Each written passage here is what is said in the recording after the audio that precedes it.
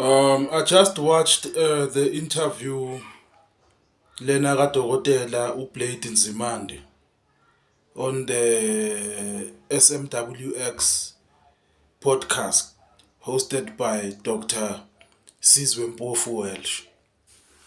And I found it very strange to hear someone like Dr. Blade Nzimande say that Ubaba Jacob Zuma betrayed the revolution. Mind you, lana sikhuluma ngobaba oyilunga le South African Communist Party. He is a member of the South African Communist Party. And here we are talking about a man who has been in parliament since 94. This guy has been a minister of many different posts throughout the 30 years of this so-called democracy. He calls Ubaba Jacob Zuma a sellout of the revolution. But even till this day, none of us can mention even one cause that he has championed.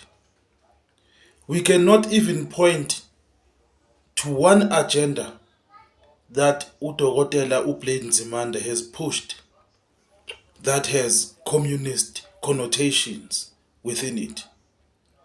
Here we are talking about a man who says that he is a member of the Communist Party. Yet, we have not heard him say a thing about the GNU. He says that Ubaba Jacob Zuma sold out the revolution. But he says nothing about the ANC being in bed with the DA. Lana sikhuluma ngomuntu okuyena owathi ngalesikhathi when there were marches, the Fees Must Fall marches, and he was the Minister of Higher Education.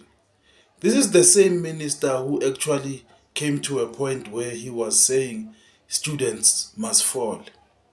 And he said it in a jokingly manner. Meanwhile, the country was burning. The students were fighting.